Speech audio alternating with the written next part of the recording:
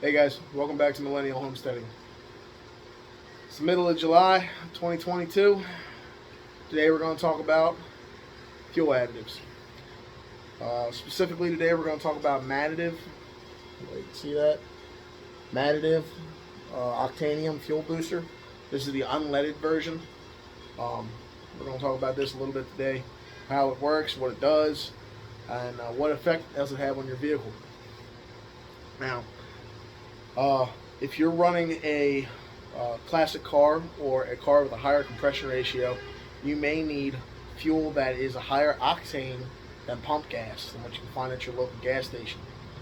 What is octane? Octane is the rating of fuel for how fast it burns and how much energy is in that fuel when it ignites in your combustion chamber. For more technical details on what actual octane boost rating is, go online, do a little research, and read into it. I don't know all the details about it, but I know it has a lot to do with that. The higher the octane rating, the slower it burns, the more controlled it is, and the more power it releases.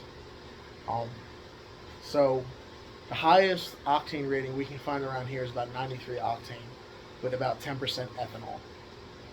I don't like ethanol fuels in my classic cars and my small equipment, stuff like that. For everyday driving vehicles, it's fine. Those engines and fuel systems are rated for that 10%. They can compensate for it. However, older cars, let's say 70s on down, um, they never had that stuff. And even up until I think it was the 80s, they never had ethanol at the concentration that we have.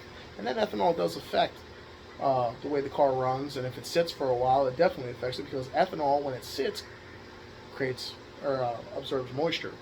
So if you have a fuel can like this and you leave it open with ethanol gas in it, you'll pour it out in a month or two if there's any left, and you'll find water in there. So that's not good. But ethanol fuel like E85 is good race fuel, really good race fuel. And you have to set your car up for it because it is so volatile. You can't just put E85 in a standard car and go down the street. It'll mess it up. So, you get 93 octane. Let's say you got a car with high compression. You need 110 octane to run that easily. If you have too low of an octane, the car will spit, sputter, ping, and pop. It won't want to act right. It won't want to start up. It won't want to hold it idle. It will surge. Fuel affects everything in these cars.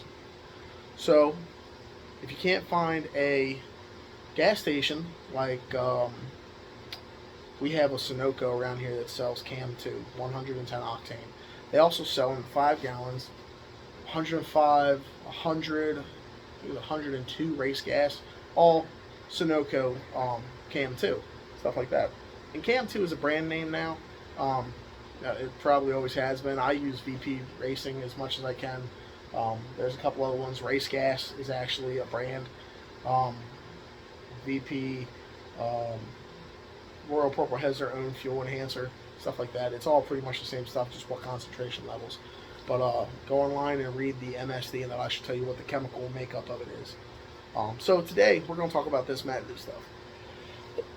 I've used it in my car now for a while. It works really good. It smooths out the idle, and I'm not running a crazy high compression. I have probably 10.5 to 1 compression ratio. It's not crazy for these cars. But considering when that engine came out, it was 9.5, 9 to 1 compression ratio on 100 octane fuel, leaded fuel. And the reason we don't put lead in the fuel anymore is for a few reasons. One, lead in new cars actually gums up and will foul up your O2 sensors and cause you to have codes and failure problems. Those O2 sensors go out, the car starts running rich or lean, mess up the engine and the fuel economy.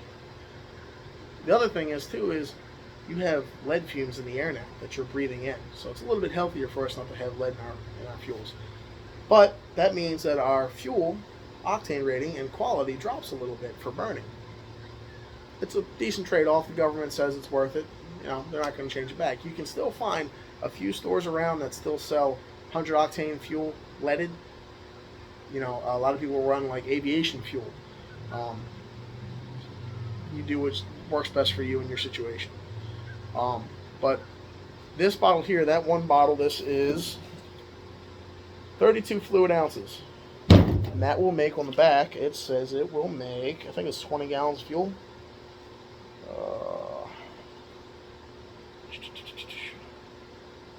So 1 quart into 10 gallons of fuel will boost the number 8. So you have 93 octane, you put this into 10 gallons. You have 10 gallons of 93 octane, you put one of these in there, it will boost it 8 points. So it's 101 octane. Not bad. You put it into 20 gallons of 93 octane and it will boost it 4 points. So not too bad. I normally do runs of 5 gallons each. I have a little 5-gallon VP race can. Put half a can of that in, and it does just fine. So it'll boost 5 gallons. Half a can of that will boost 5 gallons of fuel, 8 points. Math is there. And it does pretty good. I'm sorry, I'm sweating. I'm in the garage. It's July. It's 90 some odd degrees outside. I got fans going everywhere. It's still hot. So the car starts better. It runs better. It's smoother. It doesn't ping and bounce. It's got better throttle acceleration. It's all over better. It's my fuel system's coated. I coated my tank and stuff like that. I'll talk about that in another video. But this stuff is rated for carburetors, regular gas engines. It's not going to do any damage. It's not going to eat your seals. It's not going to corrode anything. Now, I'm sure if you go too heavy on that concentrate in your fuel, it could do some damage. But as it is right now, if you follow the instructions, just like anything, listen to the instructions. It should work as advertised. Oh my Lord. Doesn't pay to be fat in summertime, but you gotta pay to play.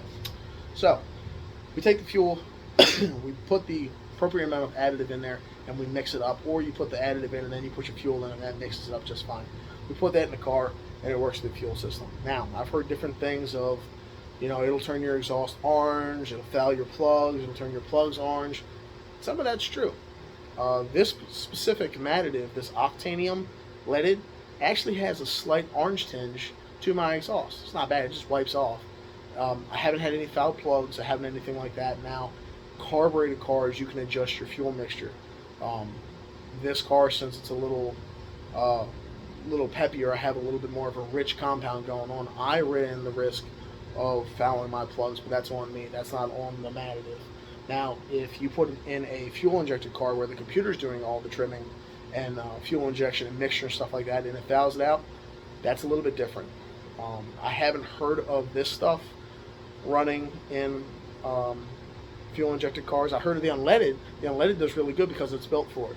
But this stuff here, and it doesn't say that it has lead in it, but it is a concentrate. This one is specifically racing formula for off-road use only. And that's a guideline, more of a suggestion to me, like a speed limit. But it does really good. I haven't fouled any of my plugs. I've been running in there for a while now. I change my plugs every once in a while. I actually have a cleaner here in the shop that put the spark plug in the top, put the air line to the bottom, and then this has got really, really fine sandblasting abrasive in it that cleans the plug up. So clean the plugs up, put them back in there. As long as they're firing, they're good. So, but I haven't ran the risk of fouling out my plugs. I just run the car a little rich, that way it idles better and it stays a little bit cooler, because remember, lean running engines make heat and that screws stuff up. So check it out, give it a chance, follow the instructions. Like I said, don't overmix this stuff. If you want 20 numbers out of your fuel, chances are you actually need to go buy race gas, not additives. You need to buy real race gas. But don't go just putting that stuff in anything. If your car's not rated for it, don't do it. You're trying to get better fuel mileage. Boosting your octane won't always do it. If your car's not rated for it, you can damage it. So make sure that what you're putting in your car is safe. Don't try it just because you want better fuel economy. I know gas is getting up there expensive.